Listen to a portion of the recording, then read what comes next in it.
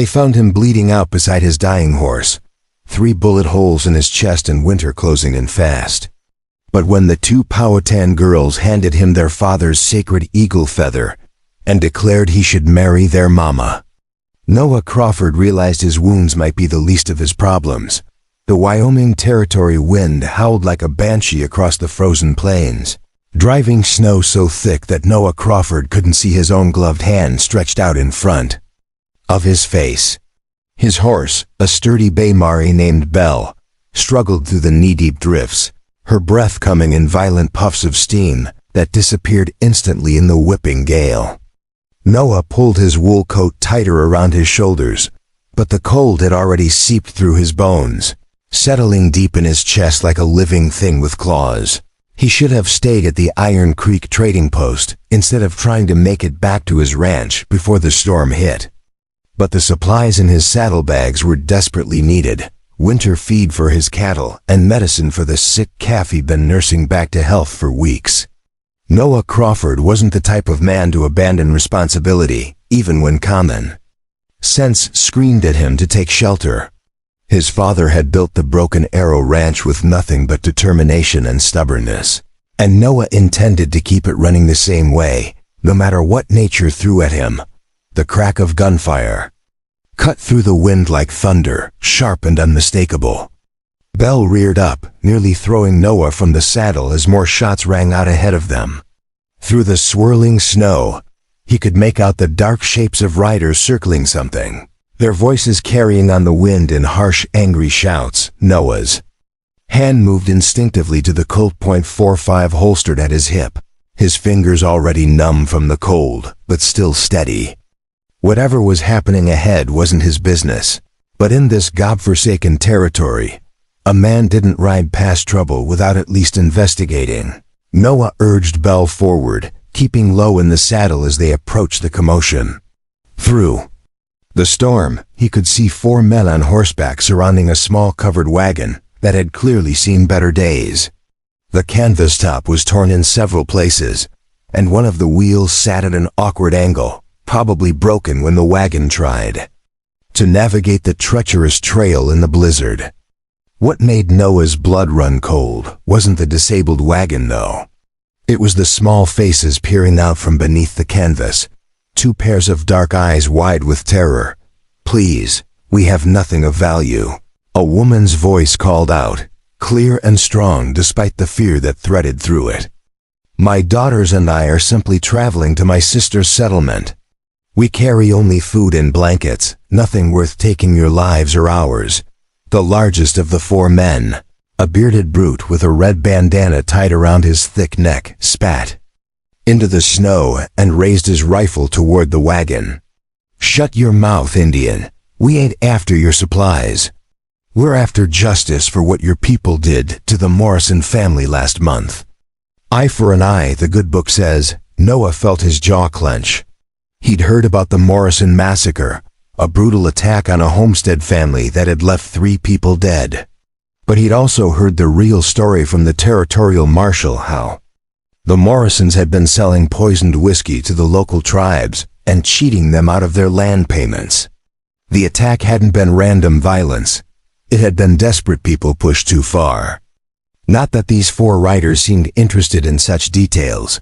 "My husband died defending white settlers from rogue warriors 2 winters ago," the woman replied, her voice never wavering. "We are not your enemy. My daughters are cold and frightened. Please show mercy." The bearded man laughed, a sound like nails on slate. "Mercy? Your husband should have thought about mercy before he raised a savage's weapon against civilized folk. Now you get to join him." Noah had heard enough. He spurred Belle forward, drawing his Colt in one smooth motion and firing a warning shot into the air. "That's far enough, boys. 4 armed men against a woman and 2 children. Where I come from, we call that cowardice." The 4 riders wheeled their horses around to face him, their faces twisted with surprise and anger. The bearded leader kept his rifle trained on the wagon, but the other 3 turned their weapons toward Noah. "This ain't your fight, stranger. Keep riding and forget what you've seen here." "Can't do that," Noah replied. his voice steady despite the adrenaline coursing through his veins. "I've got a problem with men who threaten children. Seems to me you've got two choices. You can ride away now and chalk this up to a misunderstanding, or you can find out how fast I can put three of you in the ground before your friend there shoots that innocent woman." The tension stretched taut as a bowstring for a heartbeat that felt like an hour. Snow continued to fall around them, muffling sounds and blurring the edges of the world until it felt like they were the only people left alive in the entire territory. Then one of the younger riders, barely more than a boy with peach fuzz on his chin, made the mistake of trying to get the drop on Noah. The kid's shot went wide, but it was enough to set off a chain reaction that exploded across the frozen landscape. Noah put two bullets center mass into the young shooter before the boy even realized his mistake, then rolled sideways in his saddle as return fire cracked past his head. Belle danced nervously beneath him, but she was a ranch horse used to sudden movements and loud noises. She held steady as Noah lined up his next shot. The second rider caught a bullet in the shoulder that spun him clean out of his saddle, screaming as he hit the hard-packed snow. The third man, seeing his companions fall, decided discretion was the better part of valor and wheeled his horse around to flee, but the bearded leader wasn't giving up so easily. He swung his rifle from the wagon toward Noah, his face contorted. With rage and determination, Noah's third shot took the man high in the chest, punching through his heavy coat and dropping him from his horse like a sack of grain. The wounded rider was still writhing in the snow, clutching his shoulder and moaning, but he was no longer a threat. The silence that followed the gunfire was deafening, broken only by the wind and the soft whimpers coming from inside the wagon. Noah holstered his smoking Colt and dismounted carefully, his eyes scanning the area for any sign that more trouble might be coming. The storm was getting worse, and they needed to find shelter soon, or they'd all freeze to death regardless of who won the gunfight. He approached the wagon slowly, his hands visible and empty, not wanting to frighten the occupants any more than they already were. "Ma'am, my name is Noah Crawford. I own a ranch about 5 miles north of here. These men won't be bothering you anymore, but we need to get you and your girls somewhere warm before this storm kills us all." The canvas flap at the back of the wagon parted, and Noah got his first clear look at the woman he'd just risked his life to save. She was perhaps 25 years old, with long black hair braided with small feathers and beads, and dark eyes that held both gratitude and wariness. Her clothing was a mixture of traditional Powhatan garments and practical frontier wear, patched and mended but clean and well cared for. What struck Noah most, though, was the quiet dignity in her bearing, the way she held herself straight and proud even in the face of mortal danger. "I am Kira Dreamcatcher," she said formally, inclining her head slightly. "These are my daughters Arya and Zoe. We are in your debt, Mr. Crawford, but our wagon wheel is broken, and I fear we cannot travel far in this storm." As if summoned by their mother's words, two small faces appeared beside her in the wagon. Opening, the older girl, who couldn't have been more than 9, had her mother's dark hair and serious expression. The younger one, perhaps 7, peered out with bright, curious eyes that seemed to take in everything at once. Both children were bundled in blankets and fur-lined coats, but Noah could see they were already shivering from the cold. "The wheel's not important right now," Noah said, swinging back up into Belle's saddle. "We can come back for your wagon when the storm passes. Right now we need to get you all to my ranch before we become ice sculptures. Can you and the girls ride double with me? It's not far, but the trail's treacherous in this weather." Kira looked uncertain, glancing back at her daughters, and then at the supplies loaded in the wagon. "Our belongings, our winter provisions. Ma'am, with respect, provisions won't do you much good if you're frozen solid. We can salvage what we can carry, but the priority is getting you somewhere warm and safe. I give you my word that once this storm passes, I'll help you recover anything that can be saved. The process of getting everyone mounted and moving took precious minutes they couldn't afford to lose. Noah tied Belle's reins to his saddle horn and helped Kira climb up behind him, then lifted first Zoe and then Arya up to ride with their mother. The horse was strong, but carrying 4 people through deep snow would test even her considerable endurance. They managed to gather a few essential supplies from the wagon, mostly blankets and what food wouldn't freeze, before setting out into the howling wilderness. The ride to the Broken Arrow Ranch was a nightmare of wind, snow, and bone-deep cold that seemed to seep through every layer of clothing and settle in their very souls. Noah's face was so numb he could barely feel his own lips, and he had to keep flexing his fingers to make sure he could still grip the reins. Behind him, he could feel Kira's arms wrapped tightly around his waist, holding on for dear life as Belle struggled through the deepening drifts. The 2 girls pressed close against their mother's back, their small bodies shaking with cold despite the multiple blankets wrapped around them. How much farther? Kira called out, her voice barely audible over the wind. Just over that ridge, Noah shouted back, pointing toward a dark shape barely visible through the swirling snow. There, you can see the chimney smoke, indeed.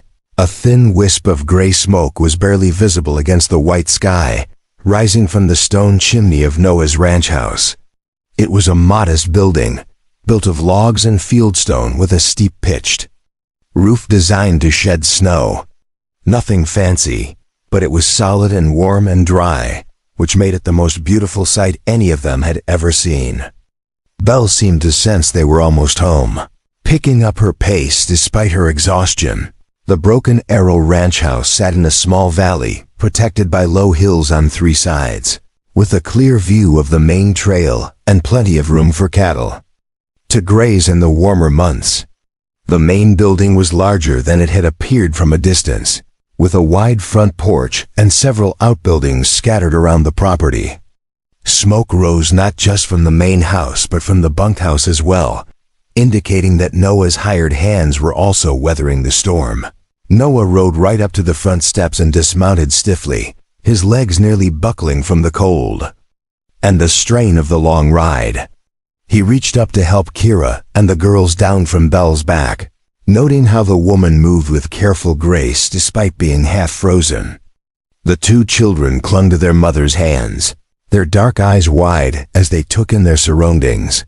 "Let's get you inside before we all turn into icicles," Noah said, ushering them up the steps to the heavy wooden door. The porch provided some shelter from the wind, but not much. He pushed open the door and gestured for them to enter first, following closely behind and shutting out the storm with a satisfying thud. The interior of the ranch house was a stark contrast to the frozen hell outside. A large stone fireplace dominated one wall, with a cheerful blaze crackling behind an iron screen. The main room was simply furnished but comfortable, with sturdy wooden furniture and Indian blankets draped over the chairs and sofa. Oil lamps cast a warm golden light that made everything feel cozy and inviting. Most importantly, it was warm, blessedly, wonderfully warm. Sweet, merciful heaven, Kira breathed, pulling her daughter's clothes as they stood dripping melted snow onto the wooden floor. "I had begun to think we would never be warm again," Noah hung his coat and hat on pegs beside the door, then moved to add more wood to the fire. "The guest room is just down that hallway. It's got its own fireplace, and there should be clean blankets and quilts in the chest at the foot of the bed. You and the girls can get out of those wet clothes and warm up while I see about getting some hot food into everyone." But before anyone could move toward the bedroom, the younger girl, Zoe, stepped forward and tugged on Noah's sleeve. When he looked down at her, she was holding something in her small hands, something that made him catch his breath in surprise. It was an eagle feather, perfectly preserved and decorated with small beads and thin strips of leather. The craftsmanship was exquisite, clearly the work of someone with great skill and spiritual significance. "This belonged to our father," Zoe said solemnly, her young voice carrying a gravity that seemed far beyond her years. He was a medicine man and a warrior. Mama says he watches over us from the spirit world, and that he sends signs when something important is going to happen. Arya stepped up beside her sister, nodding seriously. Father's spirit told us in a dream that we would meet a good man, with kind eyes and a brave heart. He said this man would protect us and care for Mama when Father could no longer do so. Noah looked from the feather to the two serious little faces staring up at him, then to Kira, who had gone very pale, and was staring at her daughters with something between horror and amazement. "Girls, what are you saying?" she asked quietly. "We're saying that you should marry our Mama," Arya announced with the matter-of-fact confidence that only children possess. "Father's spirit showed us that this is the man we've been traveling to find. The one who will make us a family again." Zoe nodded vigorously and pressed the eagle feather into Noah's stunned hands. "This is for you, to show that our father approves. You saved us from the bad men, just like Father said you would. Now you have to marry Mama, so we can all live together and be happy." The silence that followed this declaration was deafening. Noah stood frozen, holding the sacred feather and staring down at two expectant little faces, while Kira looked like she wanted the floor to open up and swallow her whole. Outside, the wind continued to howl, but inside the warm ranch house, time seemed to have stopped completely. "Girls," Kira finally managed, her voice strangled with embarrassment. "You cannot simply decide such things. Mr. Crawford has been kind enough to save our lives and offer us shelter. We cannot repay that kindness by forcing unwanted obligations upon him." But Noah was looking at the feather in his hands, feeling the weight of its significance. He'd lived alone on this ranch for 3 years, ever since his father died and left him the property. 3 years of talking to cattle and horses, of eating solitary meals, and sleeping in an empty house that felt more like a tomb than a home. 3 years of wondering if this was all there was to life, if he was destined to grow old and die alone like so many other ranchers in the territory. "Maybe," he said slowly, his voice barely above a whisper, "maybe your father's spirit knows something we don't." Dawn broke gray and silent over the Broken Arrow Ranch, the storm having finally exhausted itself sometime during the night. Noah woke to the sound of hushed voices drifting from the kitchen, accompanied by the familiar smell of coffee brewing, and something else he couldn't quite identify. Something earthy and herbal that made his stomach rumble with unexpected hunger. He'd slept poorly, his dreams haunted by the weight of the eagle feather now resting on his nightstand, and the memory of two serious little faces declaring that he should marry their mother. He dressed quickly in clean denims and a flannel shirt, running his fingers through his dark hair in a futile attempt to make himself presentable. The mirror above his washstand reflected back a man who looked older than his 32 years, weathered by sun and wind and the endless responsibilities of ranch life. Not exactly the kind of man women usually found appealing, especially not a woman as striking as Kira Dreamcatcher. When he entered the kitchen, he found a scene that stopped him dead in his tracks. Kira stood at his stove, stirring something in a large pot while humming softly under her breath. She'd braided her long black hair with fresh leather strips and small silver beads that caught the morning light streaming through the windows. Her dress was a beautiful combination of traditional Powhatan patterns and practical frontier design, with intricate beadwork across the bodice and sturdy wool fabric that would stand up to hard travel. She looked completely at home in his kitchen, as if she'd been cooking there for years instead of hours. Arya and Zoe sat at his rough wooden table, their small hands wrapped around steaming mugs of what appeared to be hot chocolate. They'd clearly been bathed and their hair freshly braided, and they wore clean dresses that their mother must have pulled from their meager belongings. Both girls looked up when he entered, their faces brightening with identical smiles that made something warm and unexpected unfurl in his chest. "Good morning, Mr. Crawford," Arya said politely, though her eyes danced with mischief. "Mama made breakfast." She said we should let you sleep because heroes need their rest after saving people from bad men. Zoe nodded enthusiastically, her feet swinging from the chair that was slightly too tall for her. And we helped. I stirred the corn mush without spilling any, and Arya didn't burn the biscuits even once. Girls, Kira said mildly, not turning from the stove but with clear warning in her voice. Let Mr. Crawford wake up properly before you chatter his ears off. Noah moved to the coffee pot, acutely aware of how Kira's presence seemed to fill the kitchen with warmth and life in a way it had never possessed before. Please, call me Noah, and whatever you're cooking smells incredible. I usually just manage coffee and whatever hardtack I can find. Kira finally turned to face him, and he was struck again by the quiet dignity in her bearing. The way she carried herself like royalty, despite her simple clothes and difficult circumstances. It's nothing elaborate. 3-sister stew with cornbread and wild honey. I found some dried corn and beans in your pantry, and the girls gathered herbs yesterday before the storm hit. 3-sister stew? Noah asked, settling into his usual chair at the table. Somehow it felt different with other people present. Less like a solitary meal, and more like what he'd always imagined a real family breakfast might be like. Corn, beans, and squash, Arya explained importantly. The 3 sisters that grow together and make each other strong.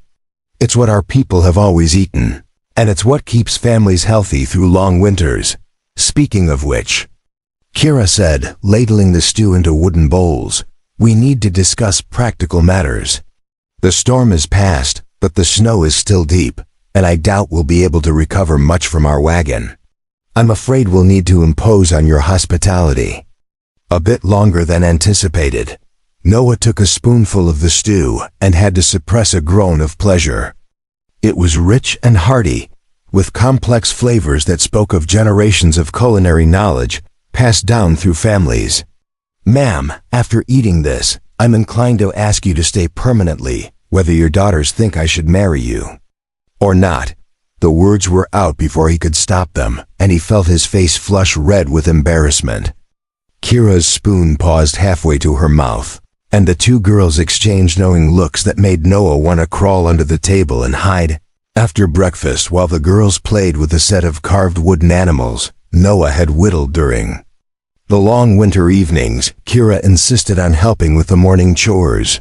She proved surprisingly knowledgeable about ranch work, mucking out stalls and feeding livestock with the confident movements of someone who'd done such work before. It wasn't until they were checking on the sick calf in the barn that Noah finally worked up the courage to ask about her past. Your husband, he began carefully, not wanting to intrude but desperately curious about the man who'd won her heart and fathered her remarkable daughters. The girls said he was a medicine man and a warrior. That must have been difficult, being married to someone with such responsibilities. Kira's hands stilled on the calf's flank, and for a moment, Noah thought he'd overstepped. Then she sighed, a sound full of old grief and older love. Joseph. Standing Bear was the most complicated man I've ever known. He could heal a dying horse with nothing but herbs and prayer, or track a war party across 50 miles of rocky ground. But he could also spend 3 days carving a single wooden toy for the girls, making sure every detail was perfect. She moved to the next stall, where Noah's prize bull stood chewing contentedly on fresh hay. We met when I was 18, and he was 25. My father was trading with the white settlements, trying to establish peaceful relationships after years of conflict. Joseph was part of the delegation, there to ensure our people's safety during the negotiations. I thought he was the most serious, intimidating man I'd ever seen. What changed your mind? Noah asked, genuinely intrigued. He was learning that Kira had depths he'd never suspected, layers of experience and wisdom that made her far more than just a beautiful woman in need of rescue. A small smile played at the corners of her mouth. He was terrified of my father's horse. This great warrior who'd faced down armed soldiers and charging buffalo, reduced to stammering nervousness by a gentle mare named Moonbeam. I offered to help him, and by the time I'd taught him the basics of horsemanship, we were planning our wedding. Noah found himself smiling at the image. Sounds like a good foundation for marriage. It was. Joseph was traditional in many ways, but he understood that times were changing, that our people needed to adapt to survive. He taught me to read and write English, insisted that the girls learn both languages and both ways of living. He said the future belonged to those who could walk in two worlds. The warmth in her voice when she spoke of her husband made something twist uncomfortably in Noah's chest. How could he possibly measure up to a man like that? A warrior and healer, someone who died defending others and left behind a legend that would be impossible to match. How did he die? Noah asked quietly. Kira's face clouded over. 3 years ago, a group of rogue warriors from a rival tribe attacked a white settlement near our village. They killed a family with young children, then fled toward our territory. The cavalry came looking for justice, but they weren't particularly interested in which Indians were responsible. Joseph and several other men rode out to find the real killers before innocent people suffered. She paused, her hands clenching into fists. They found them, and there was a fight. Joseph killed the war chief, but took an arrow in the chest. He lived long enough to see the real killers brought to justice, long enough to clear our people's name. But the wound festered, and he died. 2 weeks later in my arms, Noah felt his throat tighten with unexpected emotion. I'm sorry. He sounds like a remarkable man. He was. But he's gone, and I have 2 daughters to raise in a world that's becoming increasingly dangerous for people like us. Mixed blood children don't always fit neatly into either world, white or Indian. They need someone who can protect them, guide them, help them find their place. There was something in her tone that made Noah look at her more carefully. Is that why you were traveling? Looking for somewhere safer to raise them? Kira straightened, and Noah saw steel beneath her gentle exterior. We weren't just traveling, Noah. We were running. After Joseph died, his brother Blue Hawk tried to claim authority over me and the girls according to traditional law. He's a good man, but he believes strongly that mixed-blood children should be raised purely in the old ways, that any contact with white culture will corrupt them. Noah felt a chill that had nothing to do with the winter air. He wanted to take them from you, not take them. Control them, control me. In his mind, as Joseph's widow, I should submit to his guidance in all things. The girls should be raised as full-blood Powhatan, never speaking English, never learning white ways. And I should either remain celibate in Joseph's memory, or marry another man of Blue Hawk's choosing. The pieces were starting to fall into place, painting a picture that made Noah's hands clench into fists. So you left. We fled in the middle of the night 3 months ago. I had distant relatives near Fort Collins, white traders who'd married into the tribe years ago. I thought we could find safety there, build a new life where the girls could grow up free to choose their own paths. But Blue Hawk has been following us, sending warriors to bring us back. Those men yesterday, Noah said, realization dawning. They weren't just random Indian haters. They were hunting you specifically, Kira nodded grimly. Blue Hawk has been spreading word that we're dangerous, that I've stolen sacred artifacts and turned my daughters against their own people. Some white settlers are willing to believe those lies, especially when there's a bounty offered for our return. Noah felt anger building in his chest, hot and righteous. How much of a bounty? Enough to make desperate men take foolish risks. We've been attacked twice before yesterday, and each time we've barely escaped. Our wagon, our supplies, everything we owned has been slowly whittled away until we're left with nothing but the clothes on our backs and each other. The full scope of her situation hit Noah like a physical blow. Kira wasn't just a widow traveling with her children. She was a fugitive, hunted by both her dead husband's family and white bounty hunters, with nowhere left to run and no one left to trust. The fact that she'd told him the truth spoke to either desperation or remarkable faith in his character. That afternoon, while Kira mended tears in their few remaining clothes, Noah found himself alone with Arya and Zoe in the barn. The two girls were helping him repair a broken harness, their small fingers surprisingly deft at working the leather strips. It struck him how mature they seemed for their ages, how the hardships they'd endured had forced them to grow up faster than children should. Arya, he said carefully, not sure how to approach what he wanted to ask. Before we jump back in, tell us where you're tuning in from, and if this story touches you, make sure you're subscribed, because tomorrow I've saved something extra special for you. Yesterday, when you and your sister said I should marry your mama, where did that idea come from? Was it really your father's spirit, or were you two planning something? The older girl looked up from her work, her dark eyes serious beyond her years. Both. Father comes to us in dreams sometimes, and he's been showing us pictures of a place where we'd be safe. A place with tall mountains and green valleys, where Mama could smile again and we could go to school without hiding who we are. Zoe nodded enthusiastically. And you were in the dreams too. A man with kind eyes and strong hands, someone who builds things instead of breaking them. Father said we'd know you because you'd risk your life to save strangers, even when it wasn't smart. Noah felt his breath catch. And you think I'm that man? We know you are, Arya said with absolute certainty. You could have ridden past those bad men yesterday. Most people would have. But you stopped to help because it was the right thing to do, even though you didn't know us. Besides, Zoe added with the blunt honesty of a 7-year-old, Mama likes you. I can tell because she hums when she cooks, and she only does that when she's happy. She hasn't hummed since Father died. Noah looked from one serious little face to the other, seeing Joseph standing there's wisdom reflected in their expressions. These weren't just children playing matchmaker.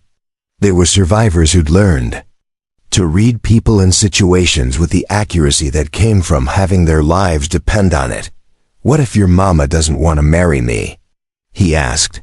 What if she'd rather continue traveling, find those relatives she mentioned? Arya and Zoe exchanged one of their meaningful looks. Then you'll help her do that, Arya said simply. Because that's what good men do. They help people get what they need, even when it's not what they want.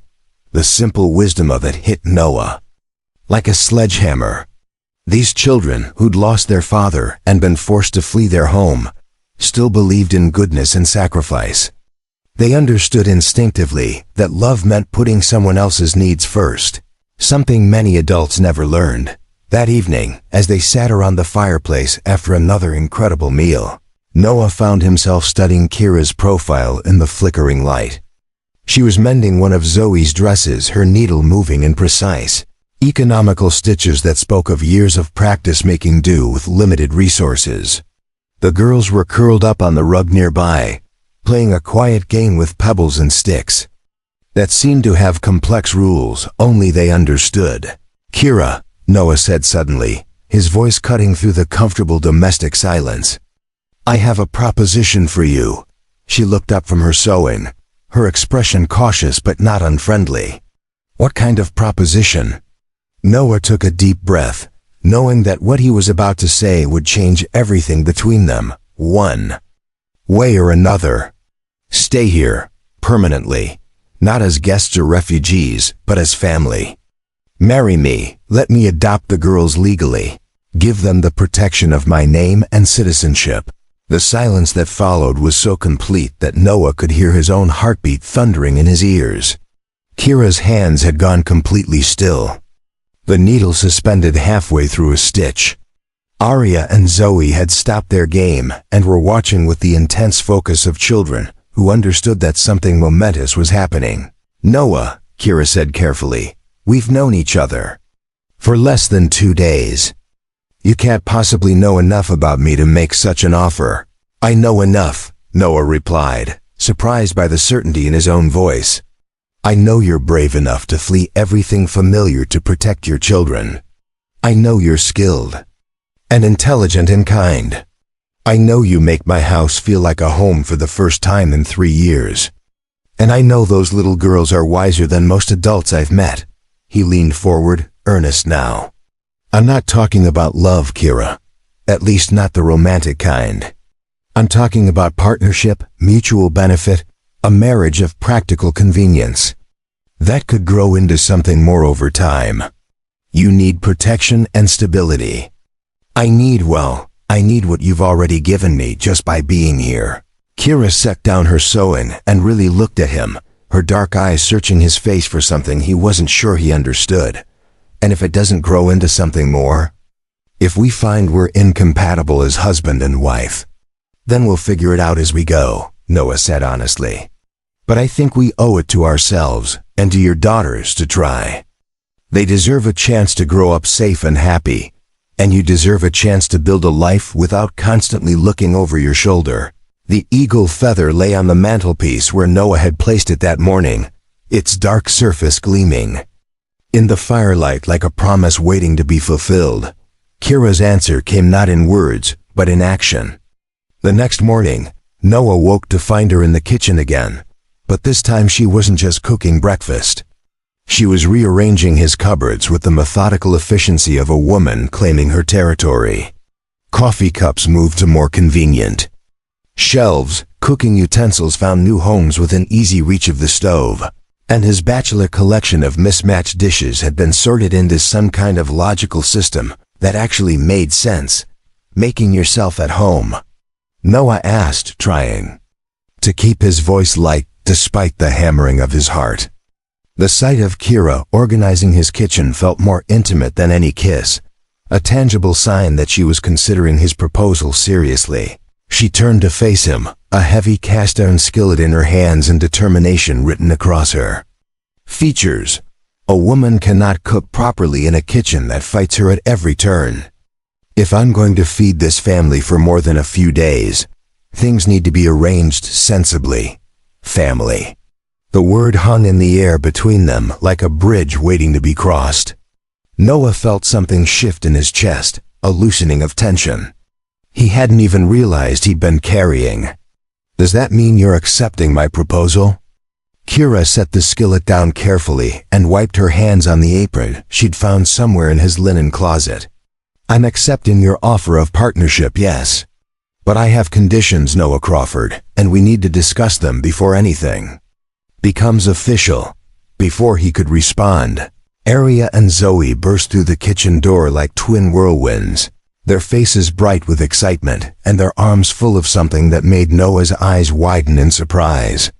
They were carrying bundles of his own clothes, freshly washed and mended, along with several items he didn't recognize. "Mama's been sewing all night," Zoe announced proudly, dumping her armload onto the kitchen table.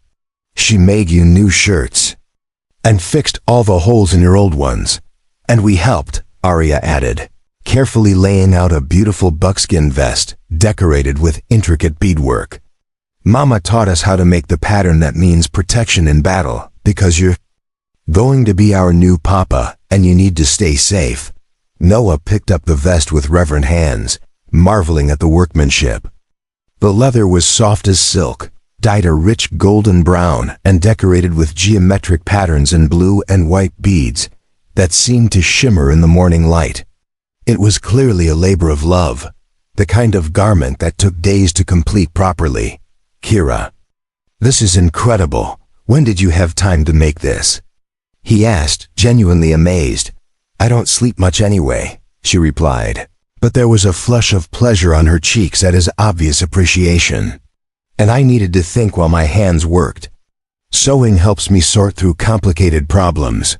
An hour later, after breakfast and morning chores, they found themselves sitting on the front porch while the girls played in the yard.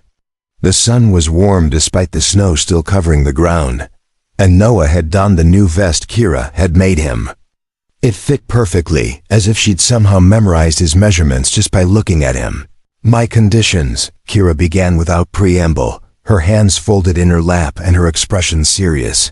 "First, the girls will continue to learn both English and Powhatan languages, both white and Indian customs. I won't have them forced to abandon half their heritage for the sake of fitting in, Noah nodded immediately. Of course. I'd expect nothing less. Second, if we do this, it will be a real marriage in every sense eventually. I won't live as your housekeeper or business partner indefinitely. I've been a wife before, Noah. I know what I'm giving up and what I'm hoping to gain. The frankness of her statement caught him off guard, but he found himself nodding again. I understand. I wouldn't want it any other way. Third, and this is important, Kira continued, her voice dropping lower. I will not be a passive victim if Blue Hawk or his warriors come looking for us. I can shoot, I can fight, and I will defend my daughters and this family with my life if necessary. You need to know that marrying me means inheriting my enemies. This gave Noah pause, not because he was afraid, but because it drove home just how dangerous Kira's situation really was. How good are you with a gun? He asked, instead of answering. Kira stood and walked to the edge of the porch.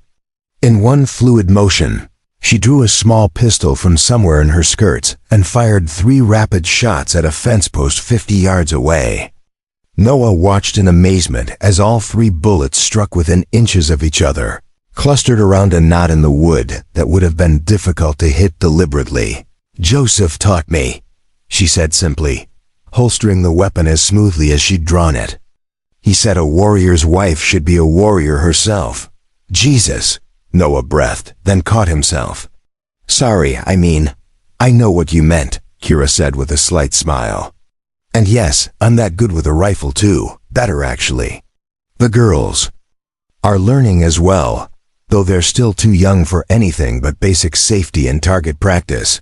Noah found himself grinning despite the seriousness of the conversation. Remind me never to get on your bad side, Mrs. Crawford. The name slipped out before he could stop it, and they both froze. Mrs. Crawford, it sounded right somehow, like a title that had been waiting for the right person to claim it. Over. The next week, the Broken Arrow Ranch underwent a transformation that left Noah feeling like he was living in a completely different world. Kira proved to be not just an excellent cook and seamstress, but a skilled organizer who could see potential. Improvements everywhere she looked. The house that had functioned adequately for a bachelor suddenly revealed inefficiencies and missed opportunities under her practiced eye. She convinced Noah to move his office from the cramped corner of the main room to the unused bedroom at the back of the house, creating space for the girls to play and do their lessons. She reorganized the root cellar and smokehouse with systematic precision that would make a quartermaster weep with envy. She even managed to tame his account. Books, which had been a source of constant frustration as Noah struggled to track expenses and profits across multiple aspects of the ranch operation. You've been losing money on hay purchases, she told him one evening as they sat at the kitchen table with ledgers spread between them. The price Peterson charges you is 15% higher than what the other ranchers pay. Either he's taking advantage of your good nature, or you need to start buying in bulk with your neighbors to get better rates. Noah stared at the figures she'd calculated, amazed at her quick grasp of ranch economics. How did you learn to do this kind of analysis? He asked. Joseph managed trading relationships between our tribe and white merchants. I helped him negotiate contracts and track inventory. Numbers don't lie, and people who think Indians can't understand business often reveal more than they intend to. The revelation that Kira had essentially been running a complex commercial operation while appearing to be simply a medicine man's wife added yet another layer to her character. Noah was beginning to understand that he hadn't just rescued a refugee family. He'd somehow managed to acquire a partner whose skills complemented his own in ways he was only beginning to appreciate. Meanwhile, Arya and Zoe had taken to ranch life with the adaptability of children who'd learned to make the best of any situation. They followed Noah around during his daily chores, asking endless questions about cattle, horses, and the dozens of skills required to keep a ranch running successfully. Their curiosity was infectious, and Noah found himself explaining things he'd never had to put into words before, Why do you keep the bull separate from the cows? Arya asked one morning as they checked the fences in the south pasture. Because he's too aggressive during breeding season, Noah explained, then paused as he realized what he'd just said. I mean, he gets territorial and might hurt the other animals if he's not managed carefully, like Blue Hawk, Zoe said matter-of-factly. He thinks he owns Mama and us, so he gets angry when we make our own choices. The casual way she made the comparison hit Noah like a punch to the gut. These children had learned to think about human relationships in terms of dominance and territory, because their lives had been shaped by exactly those forces. It made him even more determined to give them a childhood where they could be children.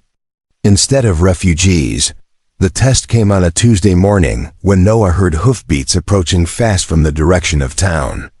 He was in the barn checking on a mare that was due to foal any day.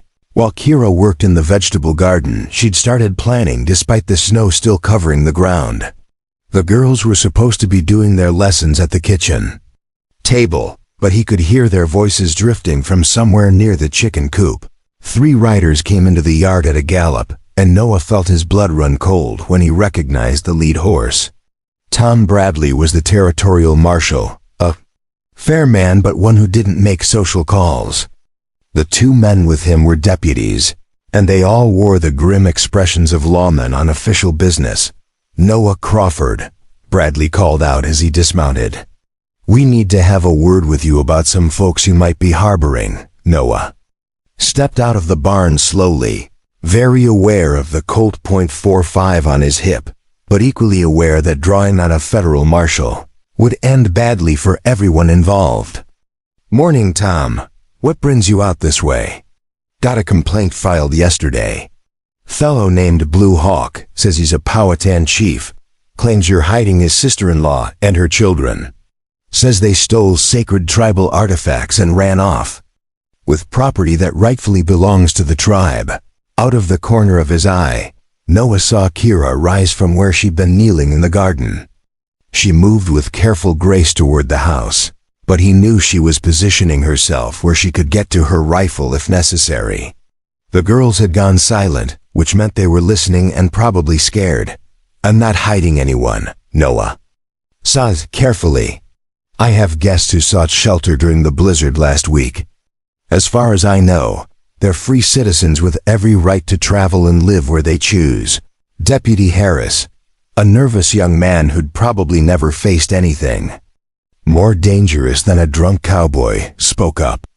This Blue Hawk fellow says the woman's his brother's widow, which makes her his responsibility under Indian law. He's got papers from the Indian agent supporting his claim. Noah felt his temper beginning to rise.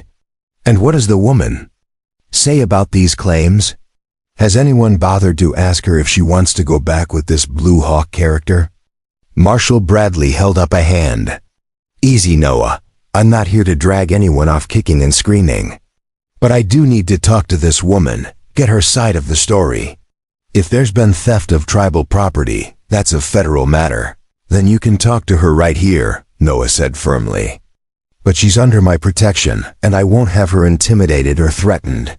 The kitchen door opened, and Kira emerged with Arya and Zoe flanking her like small guards. She'd changed into one of her more formal dresses, the kind that clearly marked her as someone of importance rather than a common refugee. The eagle feather was woven into her hair, and she carried herself with the dignity of a chief's daughter addressing the council of war.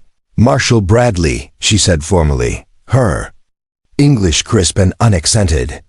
I am Kira Dreamcatcher, daughter of Chief Running Wolf of the Eastern Powhatan, widow of Joseph Standing Bear, and mother of these children. I understand Blue Hawk has made accusations against me. Bradley removed his hat respectfully, clearly recognizing that he was dealing with someone far more sophisticated than the typical frontier refugee. Ma'am, I need to ask you directly, did you take anything from your late husband's family when you left the reservation? Anything that might be considered sacred or valuable tribal property? Kira's laugh was bitter but not surprised. Marshal, everything I own could fit in a single saddlebag. My husband died defending white settlers from rogue warriors, and I was left with nothing but my children and the clothes on our backs. What exactly am I supposed to have stolen? Blue Hawk claims you took medicine bundles, ceremonial objects, and your husband's war honors. Says those things should have passed to him as the eldest surviving male relative. Blue Hawk lies, Kira said flatly. Joseph's medicine bundles were buried with him according to proper custom. His war honors belonged to him personally and died with him. The only ceremonial object I possess is this feather, which was given to me by my own father and has nothing to do with Joseph's family. She touched the eagle feather in her hair, and Noah remembered the weight of it in his hands that first night.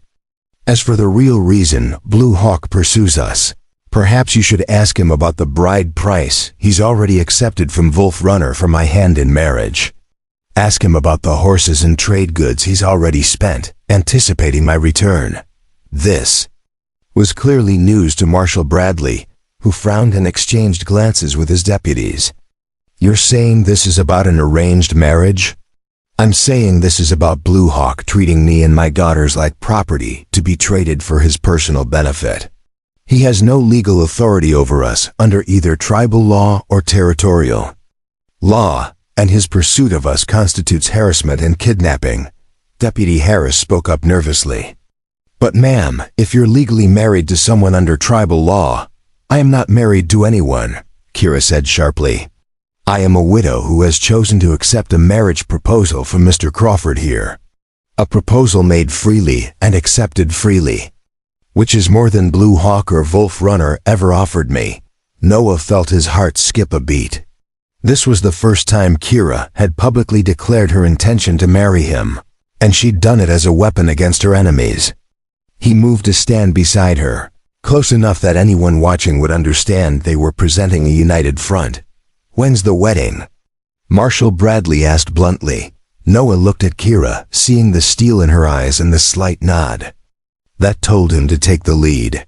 Soon as we can arrange it properly. This weekend, if we can get Pastor Williams out here from town. As the lawman prepared to leave, satisfied that no federal crimes had been committed, Marshal Bradley turned back to Noah with a concerned expression. You know this Blue Hawk fellow isn't going to give up easy. He's got backing from the Indian agent, and there's talk of bringing in tribal police to settle this matter. Then they'll be trespassing on my land, Noah said quietly. Kira and her daughters are going to be my family, which makes them American citizens under territorial law. Anyone who tries to take them against their will is going to have to go through me. After the lawmen rode away, the four of them stood in the yard for a long moment, processing what had just happened. Finally, Zoe tugged on Noah's vest and looked up at him with eyes far too serious for a 7-year-old. Are you really going to marry Mama this weekend? She asked. Noah looked down at her, then at Arya, then at Kira, who was watching him, with an expression he couldn't quite read. If your mama is willing, then yes. It seems like the right time to make things official. Good, Arya said with satisfaction. Father's spirit will be pleased. He said you'd know when it was time to stop talking and start doing. Kira reached out and took Noah's hand, her fingers intertwining with his in a gesture that felt both natural and momentous. Then we'd better start planning a wedding, she said softly, and preparing for a war. Friday morning dawned crisp and clear, with the kind of brilliant blue sky that made the snow-covered mountains look close enough to touch. Noah stood in his bedroom, struggling with the collar of his best white shirt while trying to calm the butterflies that seemed to have taken up permanent residence in his stomach. Tomorrow he would marry Kira Dreamcatcher, and the reality of it was hitting him harder than he'd expected. A knock at his door interrupted his wrestling match with the stubborn collar. Come in, he called, expecting to see one of the girls, with some urgent question about wedding preparations. Instead, his foreman Pete Garrison stepped into the room, his weathered face grim with concern. Boss, we got problems, Pete said without preamble. Big ones. There's riders coming up the valley road, maybe 15 or 20 of them. They're flying both tribal and territorial flags, which means this is official business. Noah's hand stilled on his collar. How far out? Hour, maybe. Less. They're not pushing hard, but they're not dawdling either. And boss, there's something else. Jake Morrison wrote in about 10 minutes ago. Says there's been talk in town about the wedding. Not all of it friendly. The butterflies in Noah's stomach turned to ice. What kind of talk? Pete shifted uncomfortably, his hat in his hands. Some folks saying you're harboring fugitives, others claiming the Indian woman bewitched you. Somehow, there's even rumors that you're planning to turn the ranch into some kind of sanctuary for runaway tribes. Crazy talk mostly, but it's got people stirred up. Noah finished with his collar and reached for his vest. The beautiful beadwork Kira had created suddenly feeling like armor. Anyone in particular leading this chorus of concerned citizens? Tom, Bradley's deputy, that Harris boy, has been talking more than he should. And there's a new fellow in town, calls himself a territorial inspector. Been asking questions about your finances, your cattle operation, whether you're properly registered with the land office. The implications hit Noah like a physical blow. Someone was building a case to have his ranch confiscated, using his marriage to Kira as justification.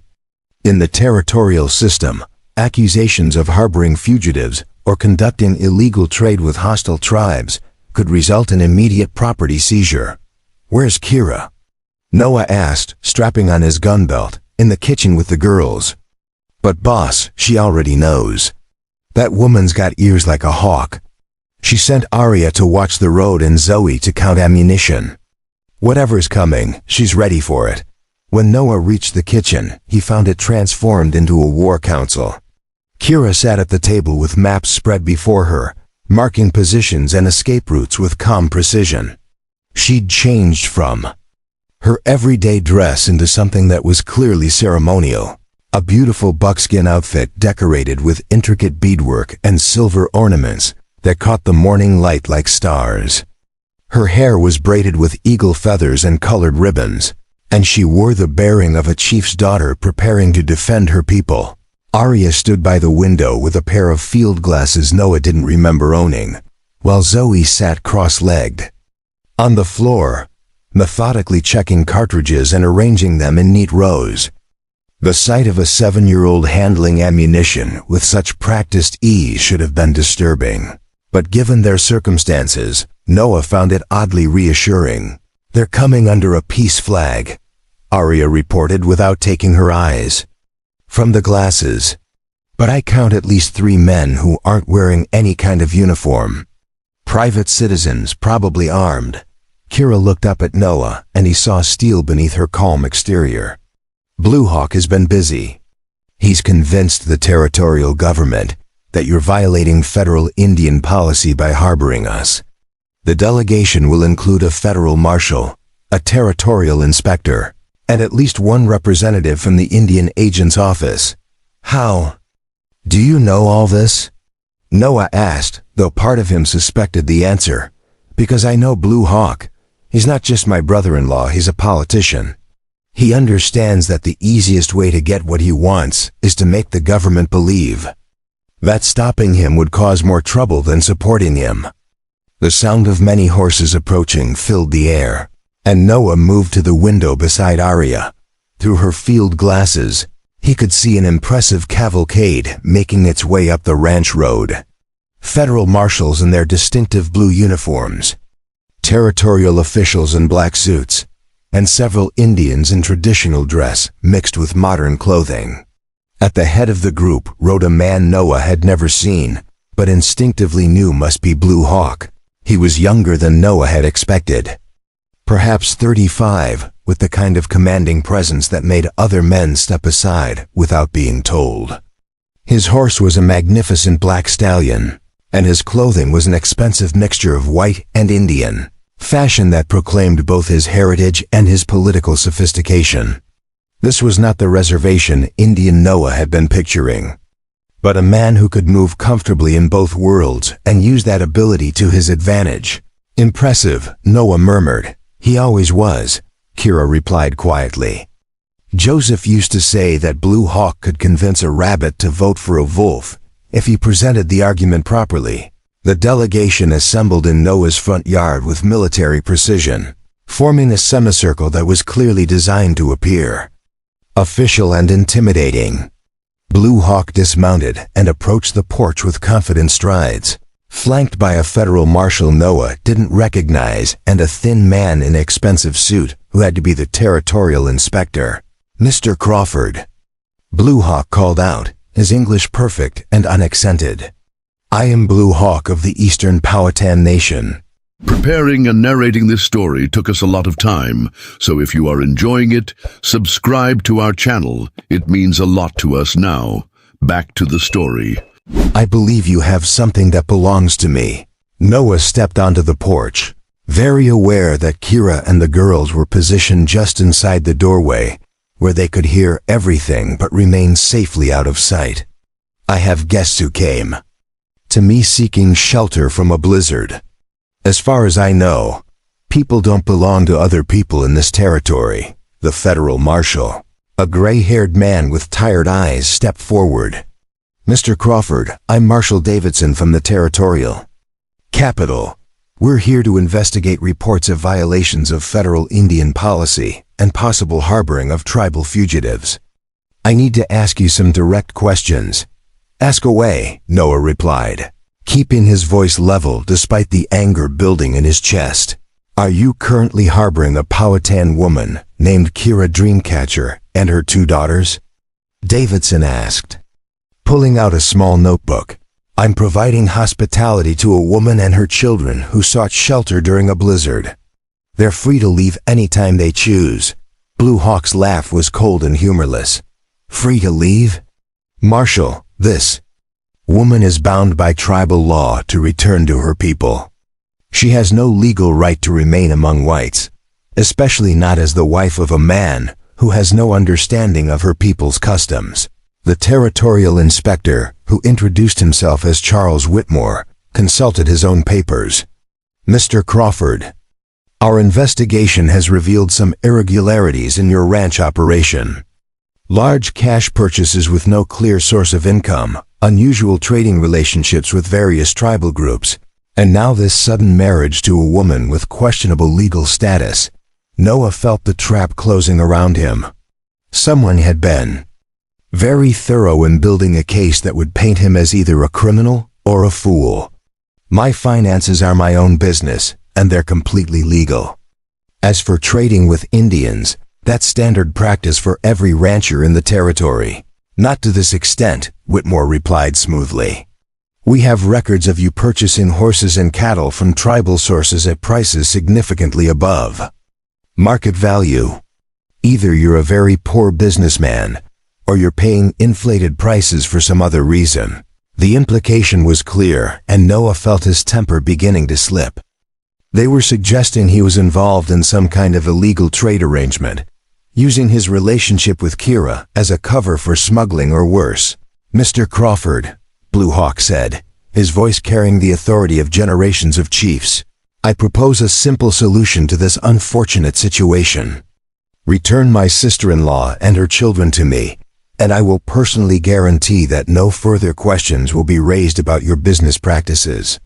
Continue to harbor them against tribal law, and I fear the consequences may be quite serious." Before Noah could respond, the kitchen door opened and Kira stepped onto the porch. The sight of her in full ceremonial dress clearly took the delegation by surprise, particularly Blue Hawk, whose confident expression flickered for just a moment. She moved with the grace of royalty, her beaded dress catching the sunlight and her feathers stirring in the mountain breeze. "Hello, Blue Hawk," she said formally, speaking in Powhatan and then repeating herself in English for the benefit of the officials. "I see you've traveled far to spread lies about me," Blue Hawk replied in Powhatan, his tone sharp and commanding. Kira's response was equally sharp, and Noah didn't need to understand the language to recognize an argument between equals. The exchange went on for several minutes, with both speakers becoming increasingly animated. Finally, Kira switched back to English. For the benefit of these officials, I will summarize our conversation. Blue Hawk claims that tribal law gives him authority over me and my children. I have informed him that I am no longer subject to tribal law, having chosen to accept American citizenship through marriage to Mr. Crawford. The marriage hasn't happened yet, Marshal Davidson pointed out. It will happen tomorrow, as planned, Kira replied firmly. Unless you intend to prevent a legal ceremony between consenting adults, which would be a violation of territorial law, Inspector Whitmore consulted his papers again. Actually, there may be legal complications. If you're already bound by tribal marriage contracts, a territorial ceremony might not be valid. Blue Hawk stepped forward, sensing an opening. Wolf Runner of the Northern Powhatan has already paid bride price for this woman. In the eyes of our people, she's already promised. Her marriage to Crawford would be both illegal and immoral. Noah felt his hands clench into fists. Are you telling me that a woman can be sold like livestock, and the territorial government will enforce that sale? I'm telling you that treaties between the United States and various Indian nations have specific provisions for handling such matters, Davidson said wearily. If there are existing tribal obligations, they may take precedence over territorial law. The trap was complete, and Noah could see the satisfaction in Blue Hawk's eyes. They had built a legal framework that made Kira's marriage to him impossible, while simultaneously threatening his ranch and livelihood. It was a masterful piece of political maneuvering. As the discussion grew more heated, Arya and Zoe emerged from the kitchen to stand beside their mother. Both girls wore their best dresses and had their hair braided with small feathers, presenting themselves as formal witnesses to whatever was about to unfold. "Excuse me," Arya said clearly, her young voice cutting through the adult arguments. "But I think you should know that our father spoke to us about this." Blue Hawk turned to stare at the girl, clearly not expecting to be interrupted by a 9-year-old. "Child, this is not a matter for our father," was Joseph Standing Bear. Zoe interrupted with the fearless directness that only children possess. "He was your brother, and he told us what to do if you ever tried to control our family." The entire delegation fell silent, clearly uncertain how to handle testimony from children. Marshal Davidson knelt down to Arya's level, his expression kindly but serious. "What did your father tell you, sweetheart?" Arya looked to her mother, who nodded encouragement. "Father said that if Uncle Blue Hawk ever tried to force Mama to marry someone she didn't choose, we should remember that love cannot be commanded or purchased. He said the spirits would guide us to the right man at the right time. And they did," Zoe added solemnly. "Father's spirit came to us in dreams and showed us Mr. Crawford. He told us to give him the sacred feather and tell him to marry Mama. So we did." Blue Hawk's face had gone pale beneath his bronze skin. Whatever he had expected from this confrontation, it clearly wasn't a pair of children claiming spiritual guidance from his dead brother. "Uncle Blue Hawk," Arya continued, her voice carrying a gravity that seemed impossible from someone so young. "Father also said to tell you that the eagle chooses its own mate, and no earthbound hunter can change that choice." The words hit Blue Hawk like a physical blow. Noah didn't understand their significance, but clearly everyone else in the delegation did. Several of the Indians in Blue Hawk's party began murmuring among themselves, and the man's confident expression cracked completely. Inspector Whitmore, clearly uncomfortable with the spiritual turn the conversation had taken, tried to regain control. "Regardless of dreams and visions, we still have the matter of Mr. Crawford's questionable business practices to address." "Actually," came a new voice from the direction of the road, "I think you'll find those business practices are not only legal but commendable." Everyone turned to see a small group of riders approaching, led by Pastor Williams from town. Behind him rode several of Noah's neighboring ranchers, including the influential cattle baron Samuel Morrison. It was clearly a delegation of support, timed to arrive at exactly the right moment. Samuel Morrison dismounted and approached the porch with the confidence of a man who owned half the county. Inspector Whitmore, Marshal Davidson. I believe there's been some confusion about Mr. Crawford's character and business dealings.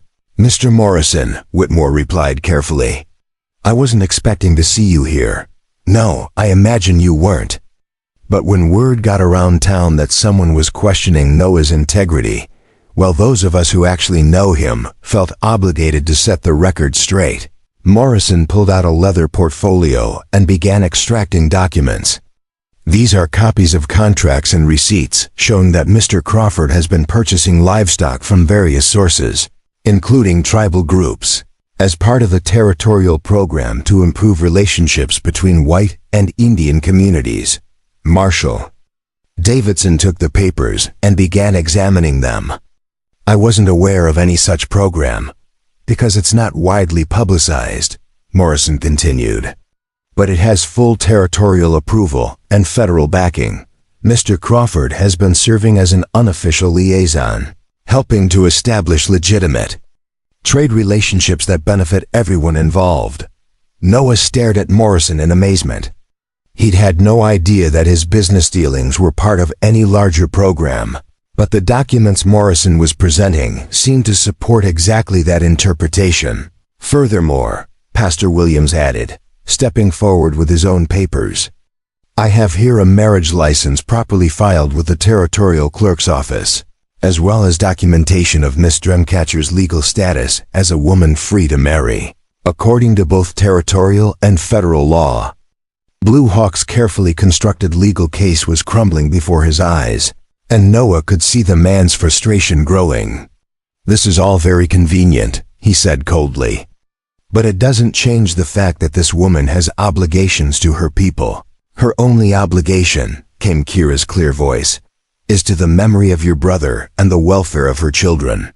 Both of those obligations are better served by accepting Mr. Crawford's proposal than by submitting to your political ambitions.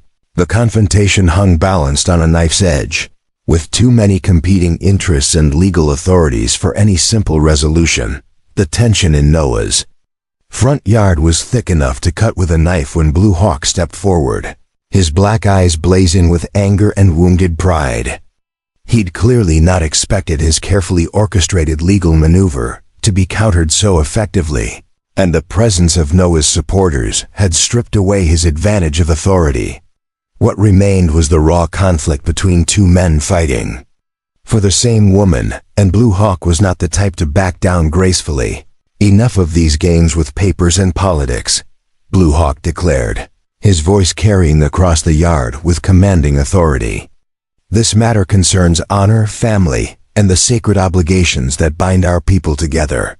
Since you white men seem to understand only strength and violence, I propose we settle this in the old way. Marshal Davidson stepped forward quickly. Now hold on there. This is 1883, not the Stone Age. We don't settle disputes with tomahawks and scalping knives anymore. I'm not speaking of murder, Marshal, Blue Hawk replied with cold dignity. I'm speaking of trial by combat, which is recognized under both tribal law and territorial precedent. Single combat between champions, with the winner taking all.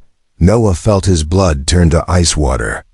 He was a decent shot and could handle himself in a fistfight, but Blue Hawk had the bearing of a man who'd been trained from childhood in the arts of war.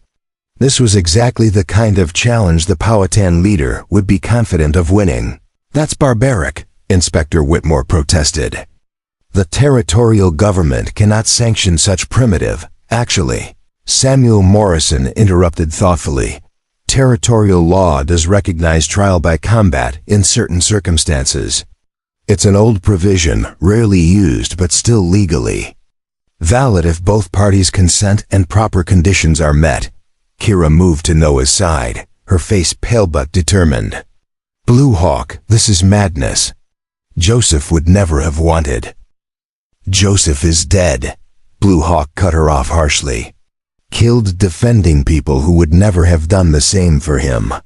His noble sacrifice gained our people nothing but more restrictions and broken promises. I will not allow his widow and children to disappear into the white world as if our family meant nothing. The raw pain in his voice revealed the truth behind his political maneuvering. This wasn't just about power or tradition. Blue Hawk was grieving his brother's death and terrified of losing the last connection to Joseph's memory. In his mind, losing Kira and the girls would be like losing Joseph all over again. "Uncle Blue Hawk," Arya said quietly, stepping forward with the fearless innocence that had already disrupted one adult conversation. "Father doesn't want you to fight Mr. Crawford. He wants you to remember what he taught us about choosing between anger and wisdom." Blue Hawk turned to stare at his niece, and Noah saw something flicker in his expression, a momentary softening that suggested the man beneath the political mask. "What do you know of such things, little one? You were barely 6 when he died." "I know that he told us stories," Zoe added, moving to stand beside her sister. "Stories about warriors who fought for the wrong reasons and lost everything that mattered. He said the greatest victory is finding a way for everyone to keep their honor." Blue Hawk stared at the two girls for a long moment, clearly wrestling with emotions he'd kept buried beneath layers of political calculation. When he finally spoke, his voice was quieter but no less determined. "Very well, I will modify my challenge. Not trial by combat, but trial by choice." "What does that mean?" Marshal Davidson asked warily. "It means we let the spirits decide," Blue Hawk replied, his eyes fixed on Noah's face. 3 challenges, each testing a different aspect of worthiness: skill, wisdom, and heart. If Crawford can prove himself worthy in all 3, I will withdraw my claim and accept the marriage.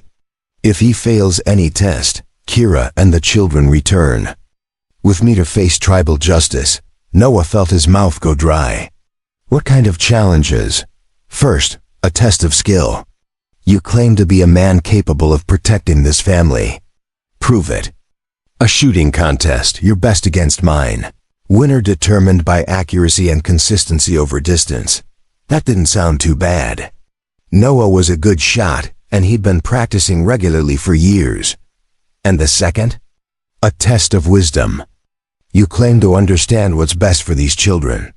Prove it. Answer 3 questions about Powhatan culture and tradition. Questions that any man worthy of raising Joseph Standing Bear's daughters should know." Noah's heart sank. He knew almost nothing about Powhatan culture beyond what Kira had shared in passing. This was clearly designed to be impossible for a white man to pass. "And the third?" he asked, though he was beginning to suspect he didn't want to know. "A test of heart. You claim to love this family. Prove it. Spend 1 night alone in the wilderness, fasting and praying, seeking a vision that will show you the true path forward. If the spirits accept you, you will know what to do. If they reject you, you will understand that some bonds cannot be forced." The entire delegation stood in stunned silence.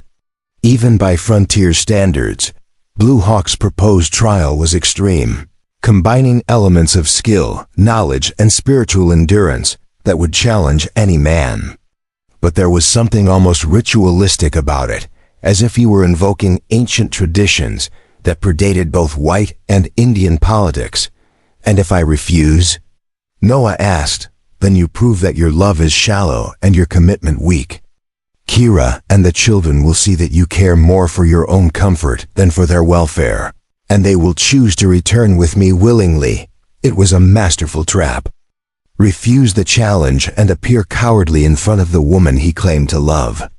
Accept it and face almost certain failure at tests designed specifically to favor Blue Hawk's cultural knowledge and spiritual beliefs. "I accept," Noah said quietly, and felt the collective intake of breath from everyone present. Kira gripped his arm, her fingers digging into his sleeve with desperate strength. "Noah, you don't have to do this," she whispered urgently. "There has to be another way." "Maybe there is," Noah replied, looking directly at Blue Hawk. "But if this is what it takes to prove my worthiness, then this is what I'll do." Blue Hawk nodded with what might have been respect. "Very well. We begin immediately. Marshal Davidson, I assume you can serve as an impartial judge for the shooting contest? I suppose so, Davidson replied reluctantly. Though I still think this whole business is insane, the shooting contest was set up with military precision. Targets were established at 50, 100, and 150 yards, with each contestant firing 5 shots at each distance using their own weapons. Blue Hawk produced a beautiful lever-action rifle with intricate silver inlays, while Noah relied on his trusty Winchester. The entire delegation gathered to watch, creating an atmosphere that felt more like a duel than a simple contest. Blue Hawk shot first, and Noah's heart sank as he watched the man's performance. Every shot was perfectly placed, creating tight groups that spoke of years of intensive training. His movements were fluid and confident, and he handled his rifle like it was an extension of his own body. When the targets were examined, his worst shot was still within the inner ring. "Your turn," Blue Hawk said simply, stepping back with the grace of a man who knew he'd just delivered a devastating performance. Noah took his position, very aware that every eye was on him and that his entire future depended on the next 15 shots. He forced himself to breathe deeply, to ignore the pressure and focus on the familiar weight of his Winchester. This was just target practice, he told himself. The same thing he'd done thousands of times before. His first 5 shots at 50 yards were solid, clustered tightly around the center of the target. Not quite as precise as Blue Hawk's, but respectable. The 100-yard shots were more challenging, with a crosswind that had picked up since Blue Hawk's round, but Noah managed to keep 4 of his 5 shots in the center ring. It was at 150 yards that disaster struck. The wind had increased significantly, and Noah's first shot went wide, missing the target entirely. His second shot was better, but still outside the scoring area. Desperation crept into his shooting, and his remaining 3 shots, while on target, were scattered across the outer rings. Crawford wins at 50 yards, tied at 100, Blue Hawk wins decisively at 150, Marshal Davidson announced with obvious reluctance. Overall victory goes to Blue Hawk. Noah felt his heart sink as he realized he'd already failed the first test. Around him, he could hear murmurs of sympathy from his supporters and satisfaction from Blue Hawk's delegation. But when he looked at Kira, he saw something unexpected in her eyes. Not disappointment, but fierce pride. "Well shot," Blue Hawk said formally, extending his hand. "Your marksmanship is better than most white men I've seen." "But not good enough," Noah replied, accepting the handshake, perhaps. But the day is not over, and spirits often favor those who show courage in the face of defeat. The test of wisdom took place in Noah's own parlor, with the entire group crowding inside to witness what felt like a bizarre examination. Blue Hawk had requested a bowl of water, sage for burning, and 3 eagle feathers arranged in a specific pattern. The whole setup felt deeply ceremonial, like something that should be taking place around a sacred fire rather than in a frontier living room. "The first question," Blue Hawk began, his voice taking on the cadence of a traditional storyteller. "Among our people, what is the significance of the 4 directions, and how do they guide a man in making difficult decisions?" Noah's mind went blank. He'd heard Kira mention the 4 directions in passing, something about prayers and ceremonies, but he had no idea what specific significance they held in Powhatan culture. He looked desperately at Kira, but she was staring straight ahead, her face a mask of careful neutrality. "I don't know," Noah admitted finally. "I know they're important in your spiritual practices, but I don't understand the specific meanings." Blue Hawk nodded as if this was exactly what he'd expected. The second question: "What are the 3 sacred responsibilities of a father to his daughters in our tradition, and how do these responsibilities change as the daughters grow from children to women?" Again, Noah found himself completely at sea. He understood fatherhood in general terms, but the specific cultural expectations of Powhatan fathers were a mystery to him. "I don't know that either," he said quietly. The third question, Blue Hawk continued relentlessly. What is the meaning of the eagle feather? Ceremony, and why would a dying warrior entrust his sacred feather to a white man he had never met? This time, Noah felt a spark of understanding. He looked at the eagle feather displayed on his mantelpiece, remembering the weight of it in his hands and the solemn faces of two little girls offering him something precious beyond measure. I may not know your specific ceremonies, Noah said slowly, but I know what that feather means to Arya and Zoe. It represents their father's blessing, his approval of the man they chose to protect their mother. They gave it to me because they believed their father's spirit guided them to Tasamian, who would honor their family's memory while helping them build a new future. Blue Hawk's expression didn't change, but something shifted in the quality of his attention. That is not a complete answer. No, it's not, Noah agreed. But it's an honest one. I don't know your traditions, Blue Hawk, and I'm not going to pretend I do. What I know is that those two girls trust me, and their mother trusts me, and I'd rather die than betray that trust.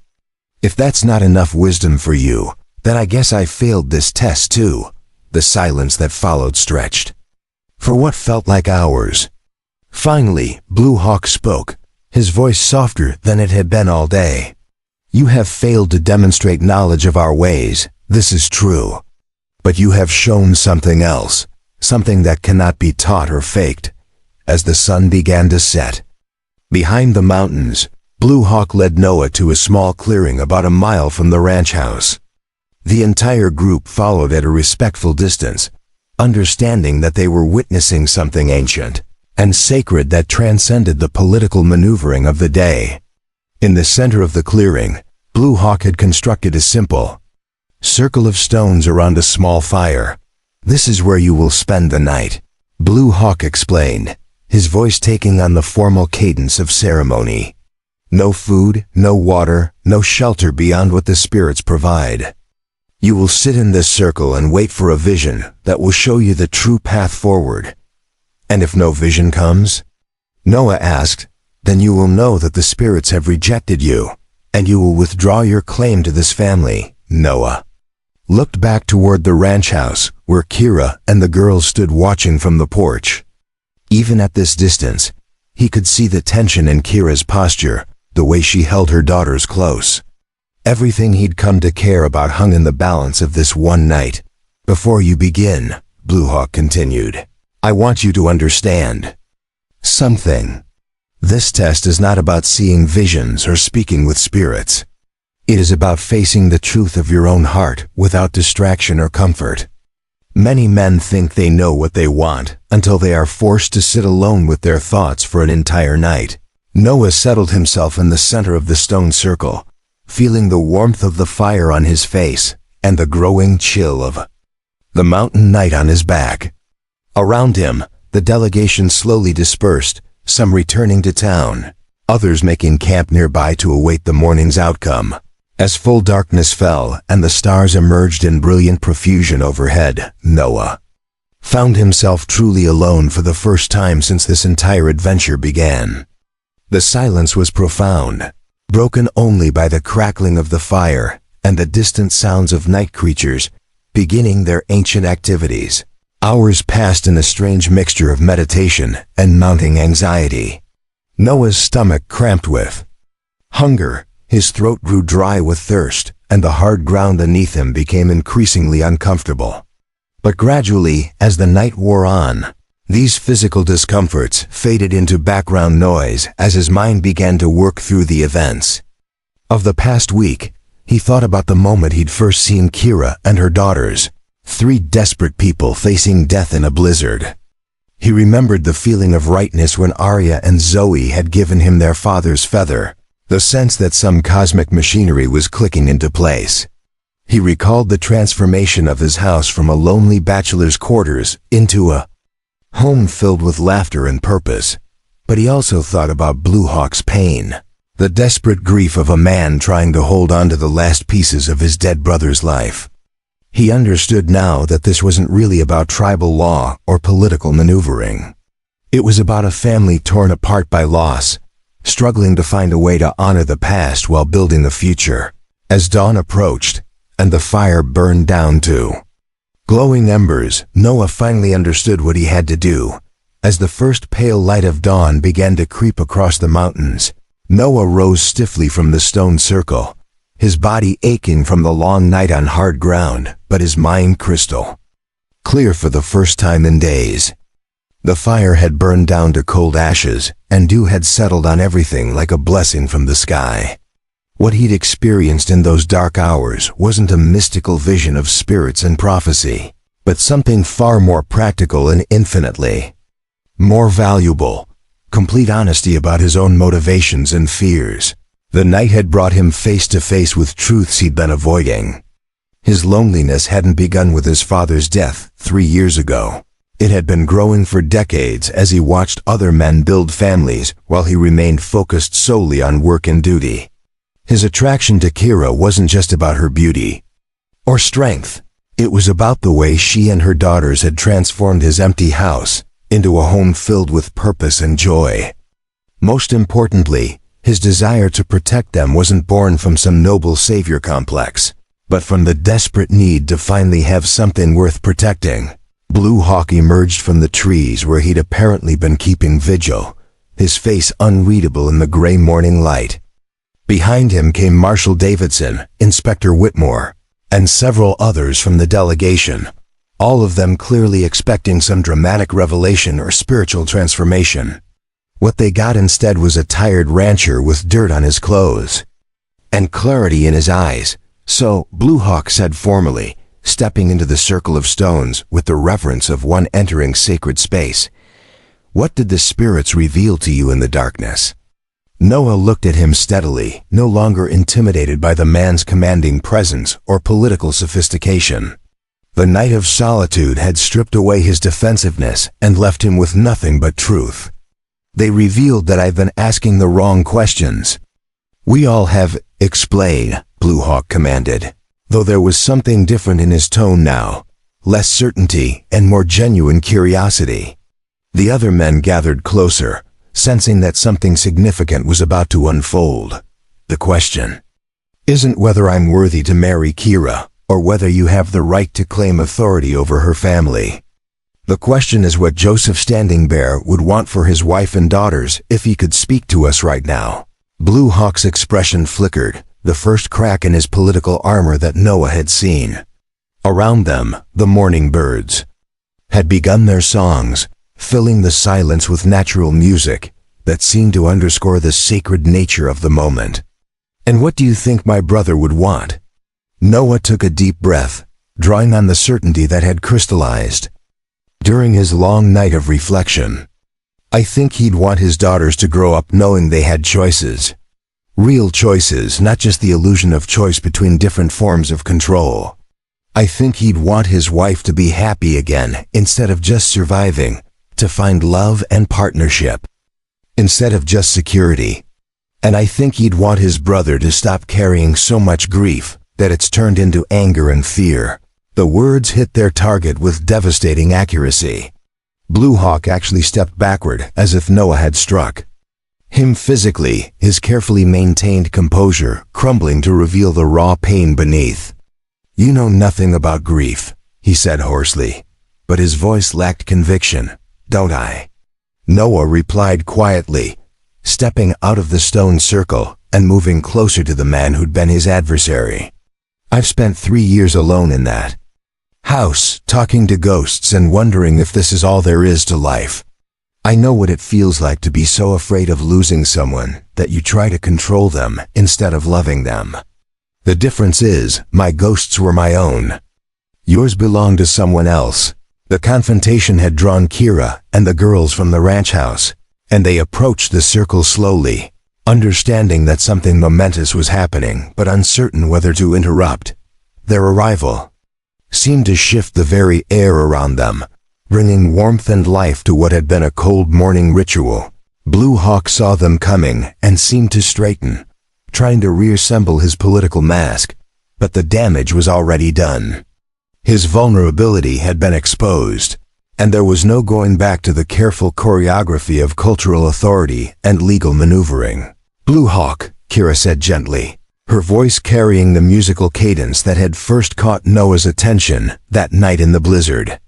She used the tone she might use with one of her daughters after a nightmare, full of compassion, but also firm expectation of honesty. "Joseph is gone. Holding on to us won't bring him back.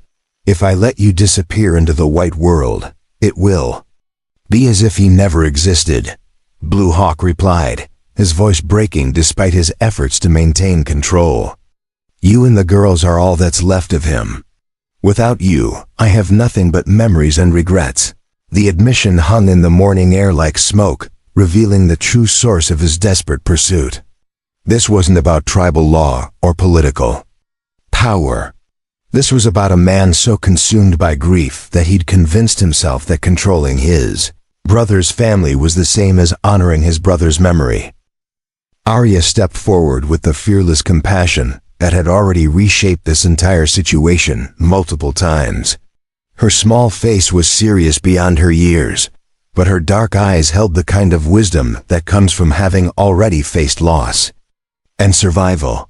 "Uncle Blue Hawk, we're not disappearing. We're growing. There's a difference.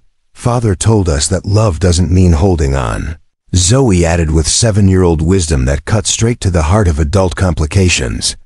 "It means helping people become who they're supposed to be, even if that's not what you planned."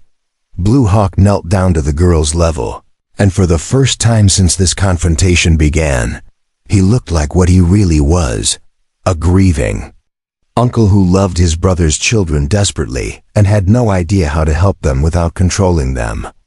His warrior's bearing dissolved into something much more human and vulnerable. "What if who you're supposed to be takes you so far away that I never see you again?" he asked quietly, his voice thick with emotion he'd been suppressing for months. "What if I lose you the way I lost him? Then you'll know we're happy and safe, and that's what Father would want," Arya replied with absolute certainty. "But Uncle Blue Hawk, we don't want to go far away.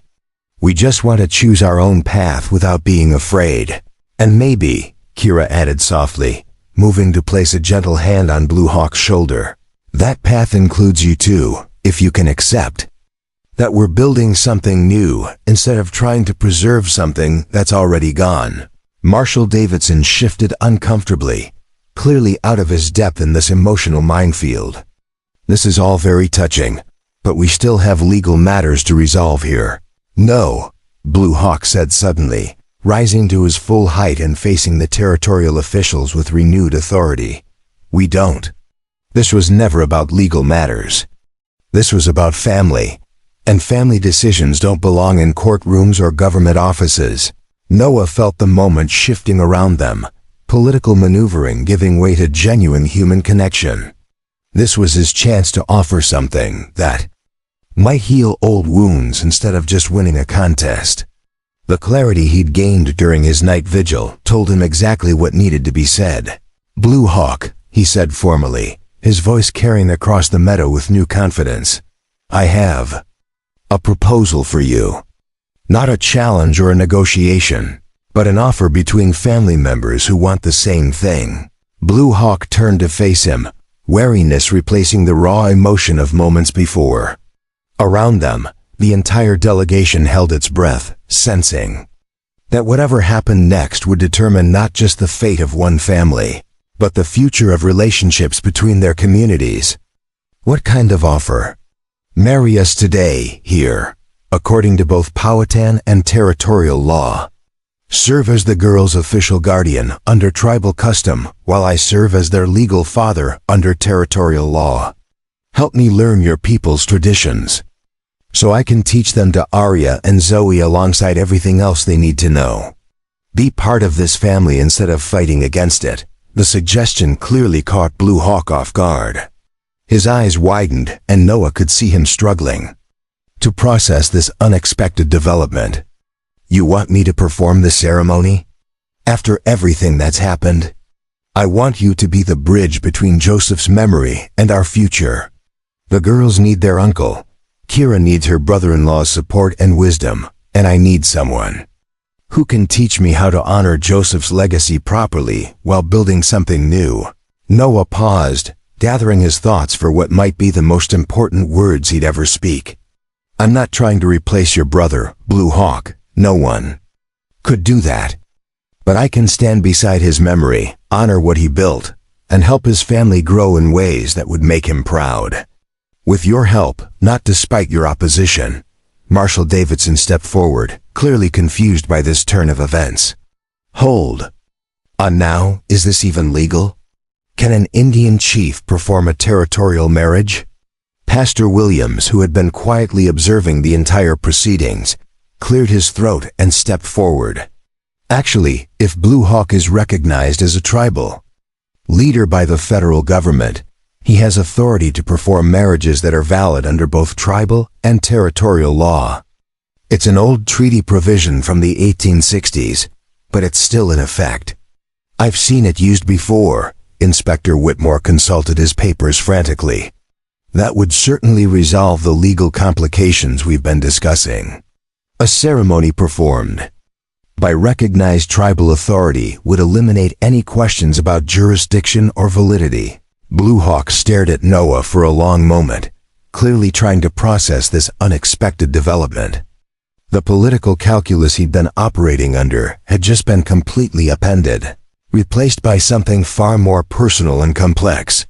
You would trust me to bind you to this family? After everything that's happened? I'd trust you to do what's best for your brother's memory, Noah replied simply.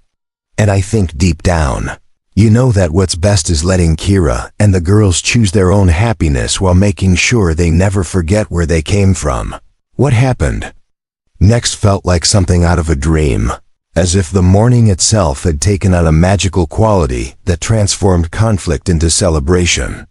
Blue Hawk, after consulting quietly with the other tribal representatives in his delegation, agreed to perform a ceremony that would satisfy both cultures' requirements for a valid marriage.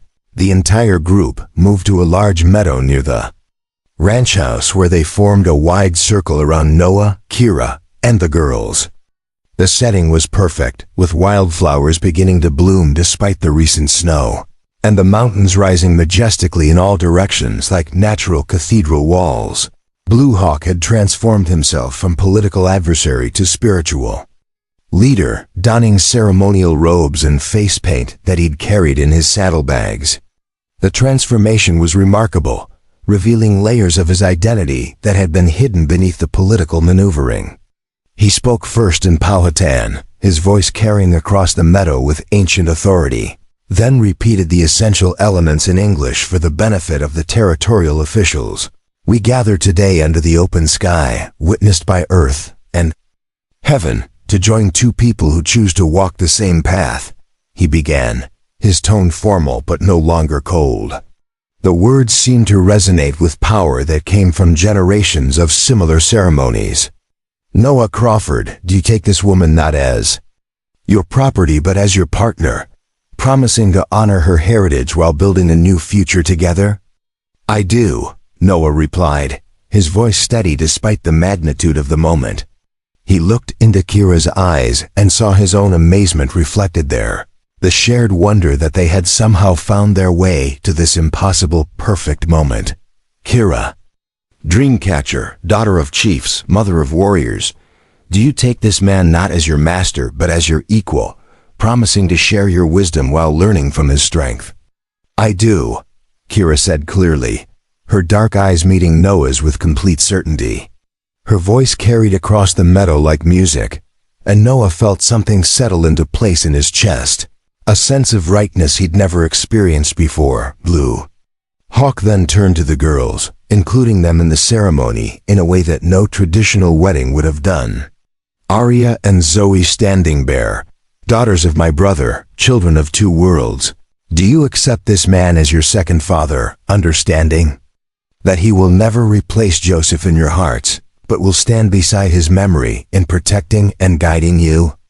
We do, both girls said in unison, their voices bright with joy. They moved to stand between Noah and Kira, creating a family tableau that felt both ancient and completely new. The ceremony concluded with the exchange of gifts that symbolized the blending of two families into one.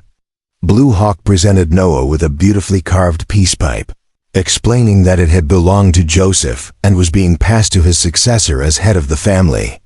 The pipe was magnificent, decorated with silver inlays and eagle feathers, clearly a treasured possession that carried deep spiritual significance. Kira gave Noah a new wedding shirt she'd sewn in secret during the past weeks, decorated with intricate beadwork that told the story of their meeting and courtship in symbolic form. The design was breathtaking, incorporating traditional Powhatan patterns with imagery of snow, eagles, and intertwined paths that represented their journey together. When Pastor Williams stepped forward to add the territorial requirements to the tribal ceremony, the whole thing felt like a bridge being built between two worlds that had been separated for too long. The legal words seemed almost anticlimactic after Blue Hawk's powerful spiritual ceremony, but they were necessary to ensure that no future challenges could threaten this family's security. 6 months later, the Broken Arrow Ranch had been transformed into something neither Noah nor Kira could have imagined when they first met in that blizzard. The main house had been expanded to accommodate not just Noah's new family, but regular visits from Blue Hawk and other tribal relatives who'd become part of their extended community. A new wing had been added specifically for guests, acknowledging that their home had become a gathering place for people from both cultures. The ranch itself had prospered beyond Noah's wildest dreams under Kira's business acumen and cultural connections. Her understanding of trade relationships and her ability to negotiate between white and Indian communities had made the Broken Arrow a major trading hub. Noah's cattle operation had expanded significantly, but more importantly, he'd become a respected mediator in disputes between territorial authorities and tribal leaders. Arya and Zoe had enrolled in the territorial school in town, but also received regular instruction from Blue Hawk in Powhatan language and customs.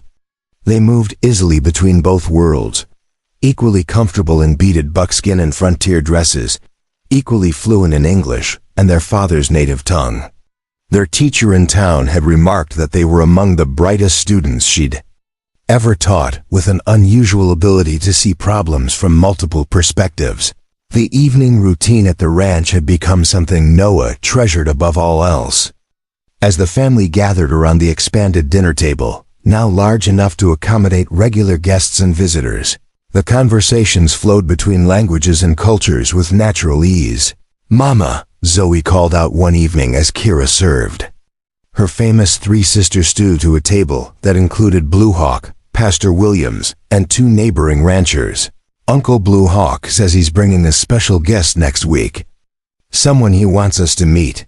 Kira looked up from the serving pot, her face bright with curiosity and barely suppressed amusement.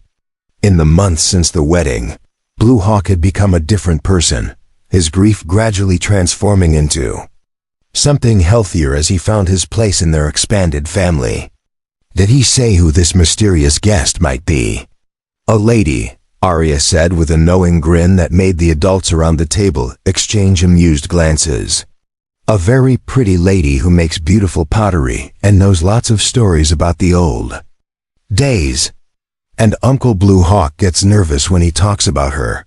Blue Hawk's face reddened beneath his bronze skin, but he was smiling as he reached for another piece of cornbread.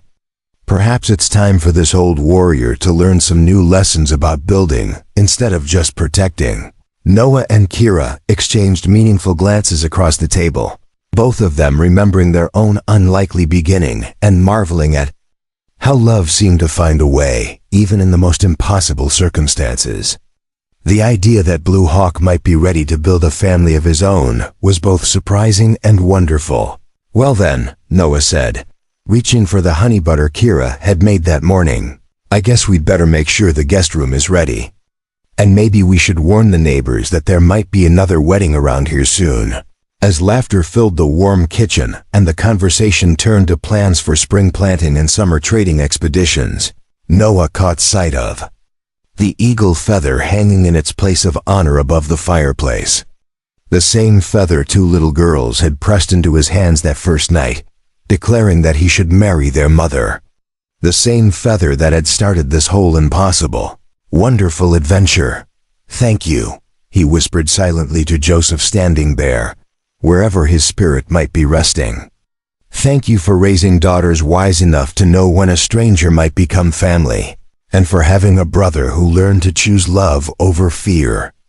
Outside, the Wyoming wind carried the scent of coming spring across the mountains, and, somewhere in the distance, a meadowlark sang the ancient song of hope renewed and families made whole.